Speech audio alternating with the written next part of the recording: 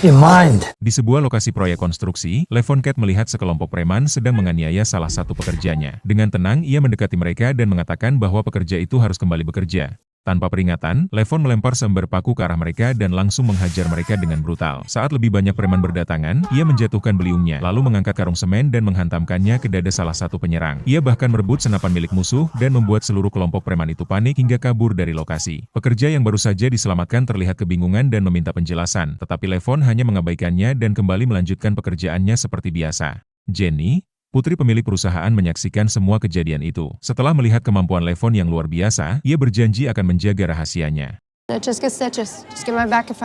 Sure, Jenny. Levon Cat adalah seorang mandor yang dihormati di perusahaan Garcia and Family Construction. Tempat para pekerja sudah menganggapnya sebagai bagian dari keluarga. Joe dan Carla Garcia sangat menyayanginya. Begitu juga putri mereka, Jenny, yang baru saja menyelesaikan 1 semester kuliah dan membantu mengurus keuangan perusahaan. Suatu hari, Jenny ingin menyewa bus pesta untuk merayakan liburannya bersama teman-temannya. Joe awalnya menolak karena khawatir, tetapi setelah dibujuk oleh Carla, ia akhirnya menyerahkan kartu kreditnya. Setelah pulang kerja, Levon pergi ke sebuah kawasan elit untuk menjemput putrinya, Meredith, di rumah kakeknya. Hak asuh Meredith dibagi secara bergantian, dan hari itu adalah giliran Levon untuk menjaganya. Namun, Dr. Roth, kakek Meredith, sengaja mengadakan pesta besar tepat pada malam penjemputan untuk memancing ketegangan dan membuat Levon terlihat tidak bertanggung jawab. Roth terus berusaha menjatuhkan Levon dengan menuduhnya sebagai ayah yang berbahaya dan memiliki masalah pengendalian emosi hanya karena ia adalah seorang veteran perang. You're a killer. You can't... Excuse me, Dr. Roth. Di dalam mobil, Meredith mengaku belum sempat makan di pesta dan merasa sangat lapar. Levon kemudian mengajaknya makan dan memberinya sebuah foto mendiang ibunya yang telah dibingkai. Meredith mengaku bahwa ia mulai lupa wajah ibunya karena Roth telah menyingkirkan semua foto yang ada di rumah. Levon mengingatkannya bahwa ibunya sangat mirip dengannya. Perlahan Meredith mulai membuka perasaannya dan mengaku marah karena ibunya meninggal dan meninggalkan mereka. Levon pun mengatakan bahwa ia merasakan luka yang sama. Tak lama kemudian, Levon bertemu dengan pengacaranya dan mendapat kabar buruk mengenai perebutan hak asuh. Pihak lawan menuduh Levon menderita PTSD serta trauma otak yang tidak ditangani. Dan kini mereka ingin membatasi pertemuannya dengan Meredith menjadi lebih sedikit lagi. Court won't be thrilled by your lack of a fixed residence. Hey, I'll figure it out. Saat ditanya alasan kebencian Dr. Roth kepadanya, Levon menjelaskan bahwa Roth menyalahkannya atas kematian putrinya yang mengakhiri hidupnya sendiri saat ia sedang bertugas di luar negeri. She battled depression her whole life. You've heard of...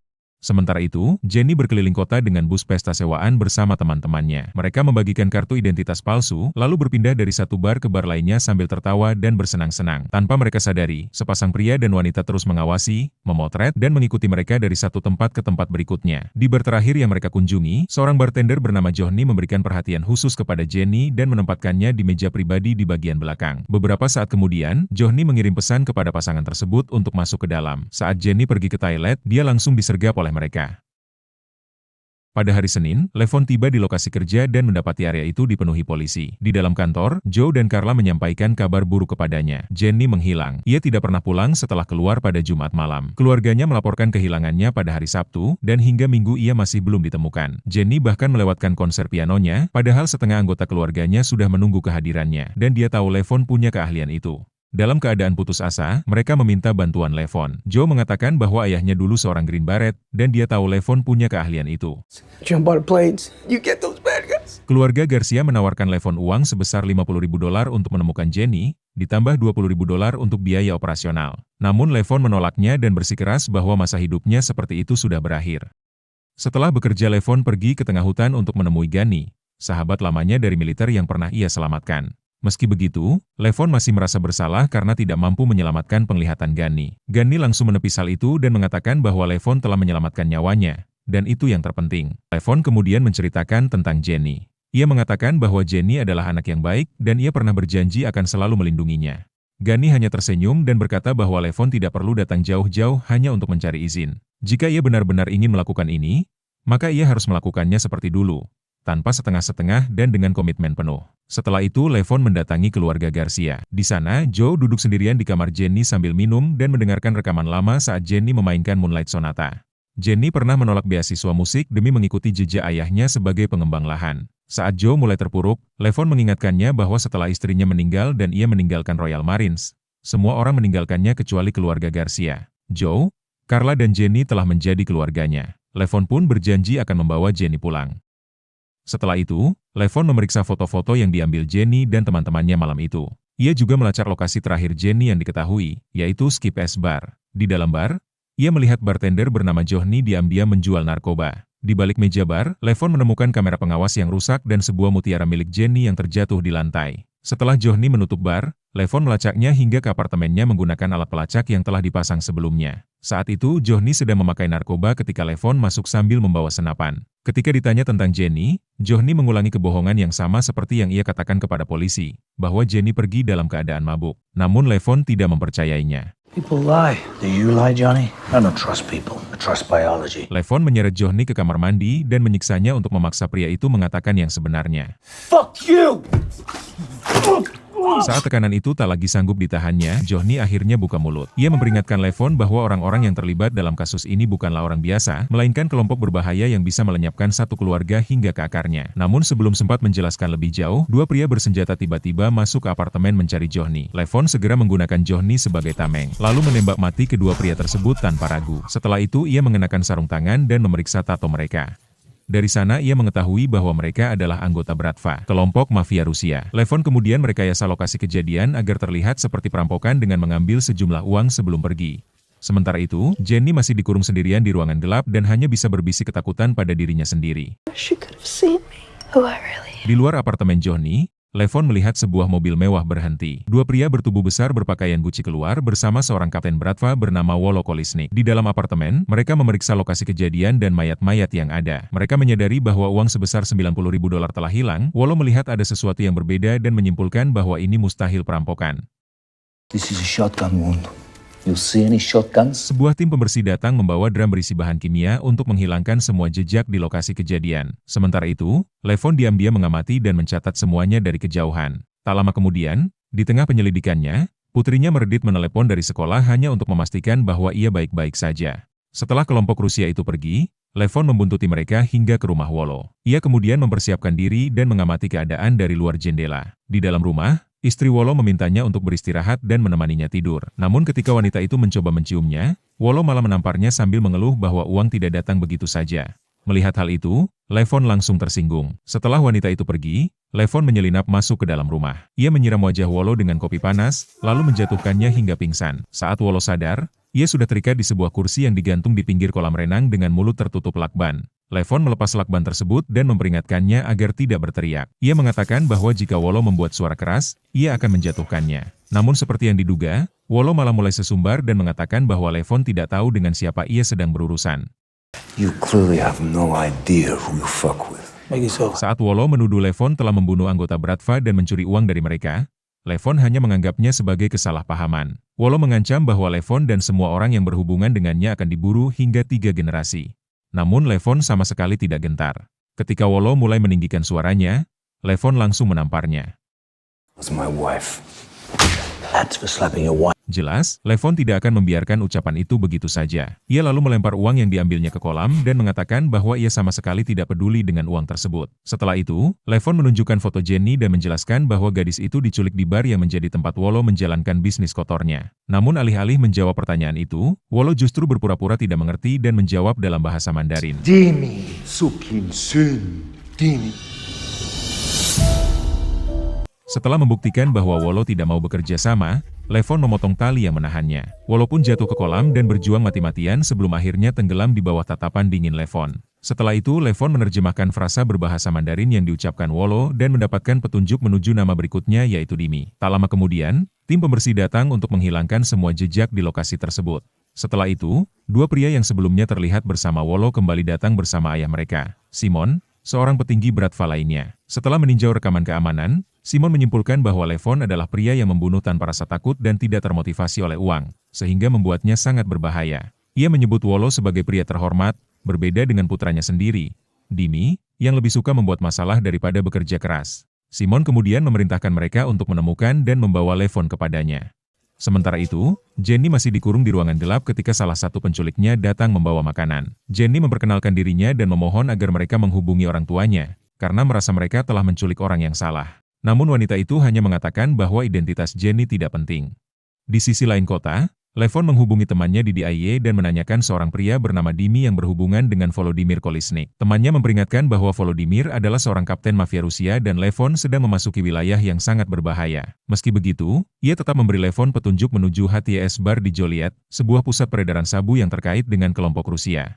Levon datang ke sana dengan sepeda motor, memesan bir, lalu mengamati seluruh ruangan. Dari ruang pengawas, Artemis, wanita yang terlibat dalam penculikan Jenny, memperhatikannya melalui kamera keamanan. Ia segera curiga, terutama setelah melihat sekilas senjata yang dibawa Levon. Salah satu anggota geng motor menghampiri untuk memeriksanya, tetapi Levon menunjukkan setumpuk uang tunai. Beberapa saat kemudian, pria itu menyuruh Levon mengikutinya ke belakang. Di sebuah ruangan tersembunyi, pemimpin geng motor bernama Dutch duduk layaknya seorang raja. Ia kemudian memerintahkan Levon untuk mengosongkan seluruh isi sakunya. You heard the man. Put it on the table. Fucking now. I didn't come here. Dutch memberi isyarat dan anak buahnya langsung menyerbu Levon. Namun Levon mengamuk dan menghajar mereka tanpa ampun, mematahkan tangan, membanting tubuh, dan melempar mereka ke berbagai perabotan. Ia bahkan mengambil sebuah tengkorak dari rak dan menggunakannya seperti sarung tinju untuk menghajar pria terakhir hingga tak berdaya. Saat Levon hendak memberikan pukulan terakhir, Dutch menghentikannya. Setelah melihat kemampuan bertarungnya, Dutch mulai menghormatinya lalu menjabat tangannya. Ia bertanya apakah Levon pernah menjadi tentara, karena cara bertarungnya sangat mirip seorang prajurit. Dutch pun mengungkapkan bahwa dirinya juga pernah bertugas sebagai pasukan angkatan udara. Setelah mereka duduk, Levon menjelaskan bahwa ia sedang mencari Blue Glass, nama jalanan untuk sabu kristal. I need weight. Regular. Like £4 a month. Dutch kemudian bertanya mengapa Levon datang menemuinya. Levon berbohong dan mengatakan bahwa pemasoknya di Chicago menghilang, sementara ia terus bekerja tanpa henti. Mereka akhirnya sepakat dengan harga $5.000 per pon. Setelah itu, Dutch menyuruhnya datang ke sebuah restoran pancake tepat pukul 7 pagi sebelum mengusirnya pergi. Keesokan paginya Levon datang dan bertemu dua anggota geng motor bersenjata. Mereka menodongkan pistol dan meminta uangnya. Setelah menerima uang tersebut, mereka memberinya sebuah ponsel sekali pakai dan mengatakan bahwa mereka belum mempercayainya. Mereka akan menghubunginya nanti untuk memberitahu lokasi pengambilan barang.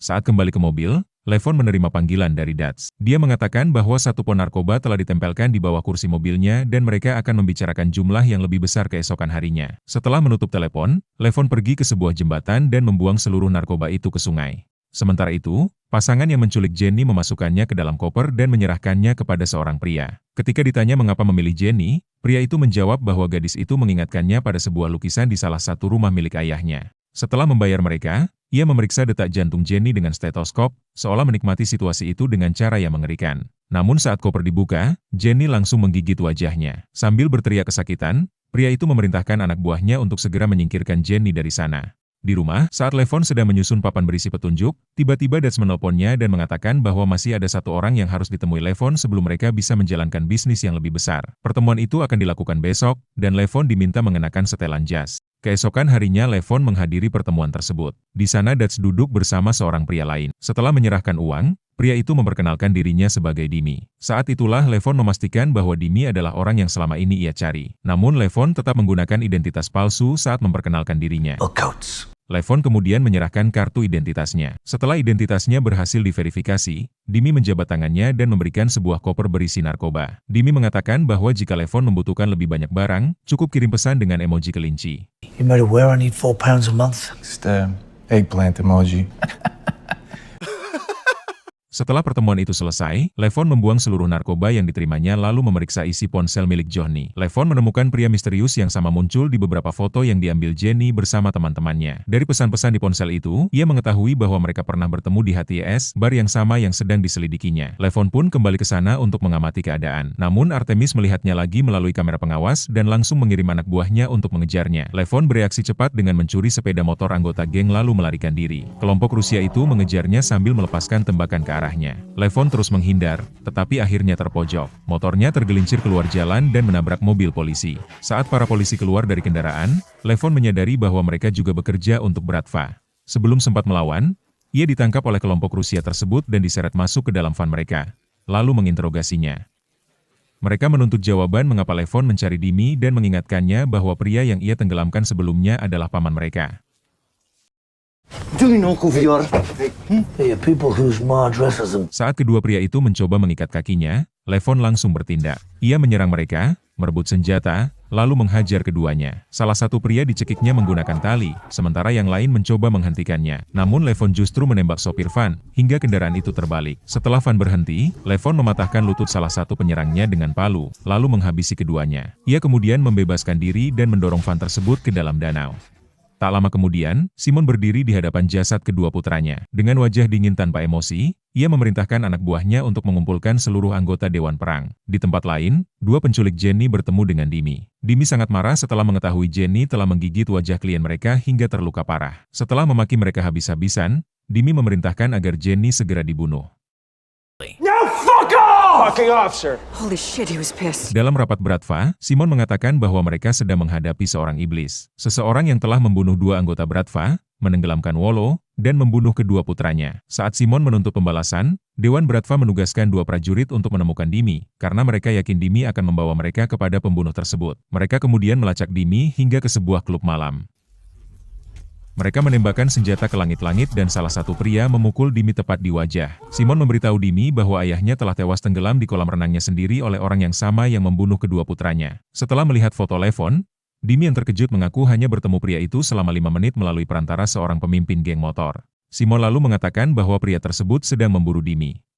Di tempat lain, dua penculik Jenny menyewa seorang peretas untuk menggali seluruh informasi tentang Levon. Mulai dari masa lalunya di Royal Marines, keluarganya, hingga orang-orang yang dekat dengannya. Setelah itu, mereka langsung mendatangi rumah Dr. Roth untuk menjalankan rencana mereka. Pada siang hari, Levon menerima telepon yang memberitahukan bahwa tidak ada yang menjemput Meredith dari sekolah. Setelah menjemput putrinya, ia segera menuju rumah mertuanya. Namun saat tiba, rumah itu sudah dilalap api. Levon menemukan Dr. Roth terikat di dalam dan berhasil menyelamatkannya. Di luar rumah, Roth menjelaskan bahwa para penyerang adalah mafia Rusia yang sedang mencari Levon. Ia kembali mengeluh bahwa kekerasan selalu mengikuti Levon kemanapun ia pergi. Namun Meredith membela ayahnya dan mengingatkan bahwa Levon baru saja menyelamatkan nyawanya. Untuk menjaga keselamatan Meredith, Levon membawanya ke kabin Gani hingga keadaan mereda. Ketika Levon menjelaskan bahwa semua petunjuk mengarah kepada Dimi, Gani membawanya ke sebuah ruangan penuh senjata. Setiap senjata di sana memiliki sejarah dan kisahnya masing-masing. The original weapons of the Four Horsemen of the Apocalypse. M14. Setelah mempersiapkan perlengkapannya dan berpamitan kepada putrinya, Levon berangkat untuk memulai perangnya. Sementara itu, dua penculik Jenny sedang membawanya ke suatu tempat untuk dibunuh. Saat Jenny mulai berdoa, mereka mengatakan Tuhan tidak ada di sini. Mereka lalu menodongkan pistol ke arahnya. Namun Jenny berhasil menendang senjata itu dan memberontak dengan sekuat tenaga hingga mobil mereka keluar jalur dan mengalami kecelakaan. Jenny keluar dari kendaraan, lalu berlari masuk ke hutan. Tembakan demi tembakan menghantam pepohonan di belakangnya saat ia melarikan diri. Setelah berhasil membebaskan tangannya, Jenny menghilang ke dalam hutan yang lebat. Kedua penculik itu panik karena kehilangan jejaknya. Artemis bahkan mulai ketakutan membayangkan dirinya berakhir di penjara. Jenny melihat sebuah mobil polisi dan meminta pertolongan. Namun tanpa ia ketahui, polisi tersebut juga bekerja untuk mafia Rusia. Mereka membawanya ke sebuah rumah terpencil, sementara kedua penculiknya tersenyum melihatnya dari balik jeruji besi. Jenny kemudian dibawa ke daerah rawa dan mereka bersiap untuk membunuhnya. Sebuah panggilan telepon datang dari klien yang wajahnya telah rusak akibat gigitan Jenny. Ia menanyakan apakah gadis itu masih hidup. Setelah mendapat jawaban, ia mengatakan ingin bertemu dengannya lagi di rumah pertanian. Ia juga memerintahkan agar Jenny tidak dibersihkan. Ia menginginkannya tetap kotor dan tetap hidup. Di sisi lain, Dimi mulai panik dan bersiap melarikan diri dari negara itu. Namun Levon datang dan dengan cepat menyingkirkan dua pengawalnya. Ia lalu menggunakan pengawal ketiga sebagai tameng sambil menembaki yang lainnya. Dimi segera menyandera salah satu wanita yang ada di sana dan mengancam akan membunuhnya jika Levon bergerak. Levon menembak tepat menembus telapak tangan Dimi dan menyuruh wanita itu mengambil tas berisi uang lalu melarikan diri. Setelah itu, Levon menunjukkan foto Jenny dan menuntut Dimi memberitahukan keberadaannya. Namun Dimi hanya tertawa dan bertanya mengapa Levon rela membunuh begitu banyak orang demi menyelamatkan satu gadis saja. I kill everyone for her, 'cause I told her I had her back. Dalam perjalanan, Levon menunjukkan foto Viper kepada Dimi dan bertanya apakah ia mengenalnya. Dimi menjelaskan bahwa Viper adalah kepala perekrutan untuk operasi khusus mereka. Setelah perjalanan yang menegangkan, Levon bertanya kemana mereka akan pergi. Dimi lalu menunjuk sebuah bangunan terpencil dan mengatakan bahwa Jenny berada di dalamnya. Lalu, Levon menanyakan mengapa mereka memilih Jenny serta siapa yang menentukan target. Saat itulah Dimi menjelaskan bahwa Viper berkeliling ke klub-klub malam, memotret gadis-gadis cantik, lalu mengirimkan foto mereka kepada para pelanggan. Para pelanggan kemudian memilih gadis yang mereka inginkan, pertemuan diatur, dan gadis itu pun diculik. Levon menggambarkan layanan itu layaknya seperti berbelanja satu set ban salju di toko. You have a daughter? No. Then you won't understand. Setelah itu, Levon mengenakan perlengkapan tempur lengkap dan bergerak menuju markas mereka. Di dalam bangunan tersebut, para pelanggan kaya bersantai seperti biasa. Sementara pria berwajah rusak itu menunggu dengan tenang tanpa menyadari badai yang akan datang. Di bagian belakang rumah, Jenny duduk di depan piano dan memainkan Moonlight Sonata. Sementara itu, Levon diam-diam menyingkirkan para penjaga yang berjaga di sekitar pepohonan. Di sisi lain, Dutch menerima kabar bahwa Levon telah membunuh beberapa anggota Rusia dan sedang menuju markas Dimi. Dutch bersama anak buahnya pun segera berangkat. Levon mulai menyerang, membunuh salah satu tamu penting dan beberapa penjaga lainnya. Viper dan saudara perempuannya masuk ke kamar Jenny, menyeretnya ke ruangan lain, lalu merantainya ke langit-langit. Pria mesum yang menjadi pelanggan mereka, mengambil pisau dan mengancam Jenny sambil mengatakan bahwa ia ingin melihat bagian dalam tubuhnya. Tiba-tiba, sebuah granat menggelinding di lorong. Ledakan besar pun menghancurkan sebagian rumah dan menciptakan kepanikan. Levon langsung menerobos masuk dan mulai menghancurkan operasi itu dengan tembakan demi tembakan dari senapan M14 miliknya. Pria mesum itu dan Viper segera bersembunyi di ruangan tempat Jenny ditahan, sementara yang lain berusaha melarikan diri. Dutch dan gengnya menerobos masuk sambil memberondongkan tembakan ke segala arah. Namun Levon berhasil menjatuhkan mereka satu persatu, termasuk tangan kanan Dutch. Dutch sendiri maju untuk pertarungan terakhir. Awalnya ia berhasil mendominasi Levon dengan kekuatan fisiknya yang besar dan melemparkannya ke sana kemari. Lalu Dutch mengambil pisau dan menuntut Levon memberitahukan nama aslinya. Levin. Nice to meet you, Levin. You ready, son? I'm always ready. Sambil berteriak, Dutch menyerang ke arah Levon. Levon langsung menusukkan pisau ke tubuhnya, menancapkannya ke dinding dan menghabisinya seketika. Sorry, brother. Levon mengisi ulang senjatanya lalu naik ke lantai atas. Saat mendengar Jenny memanggil, ia menerobos masuk ruangan itu dan langsung menembak mati pria mesum tersebut. Viper melepaskan seluruh pelurunya ke arah Levon. Namun ketika amunisinya habis, Levon membalas dengan brutal, menghantam kepalanya hingga menembus jendela dan menyeret wajahnya sepanjang dinding. Meski masih dirantai, Jenny berhasil bertarung dengan Artemis dan membunuhnya. Dua anggota Bratva yang gila tiba-tiba menerobos masuk sambil memberondongkan peluru ke siapa saja yang terlihat, termasuk polisi korup yang bekerja untuk mereka. Levon menembak mati keduanya dengan ketepatan tanpa ampun. Setelah itu, ia turun ke bawah dan meletakkan senapan M14 miliknya di atas meja biliar sebagai penghormatan terakhir untuk sahabat yang dulu gagal ia selamatkan. Keduanya kemudian menaiki sepeda motor dan melaju menembus malam. Dari kejauhan, Simon melihat mereka berhasil kabur lalu menghubungi petinggi Bratva untuk melaporkan bahwa Levon masih hidup. Namun para petinggi memerintahkannya untuk menghentikan pengejaran. The devil has what he came for. Let him go. Para petinggi memperingatkan Simon bahwa jika ia terus mengejar masalah ini, merekalah yang akan membunuhnya. Simon akhirnya berteriak penuh amarah dan keputusasaan. Keesokan paginya, Levon dan Jenny akhirnya pulang ke rumah. Seluruh keluarga Jenny memeluknya erat dan berterima kasih kepada Levon karena telah membawanya kembali dengan selamat. Setelah itu, Levon pergi ke kabin Gani. Di sana, Meredith langsung berlari ke pelukannya dan memeluknya sekuat tenaga. Gani hanya tersenyum lega melihat sahabatnya berhasil kembali hidup-hidup. Untuk pertama kalinya setelah sekian lama, Levon bisa duduk bersama orang-orang yang ia cintai. Mereka menikmati sarapan hangat dalam suasana yang tenang, aman, dan dikelilingi oleh keluarga.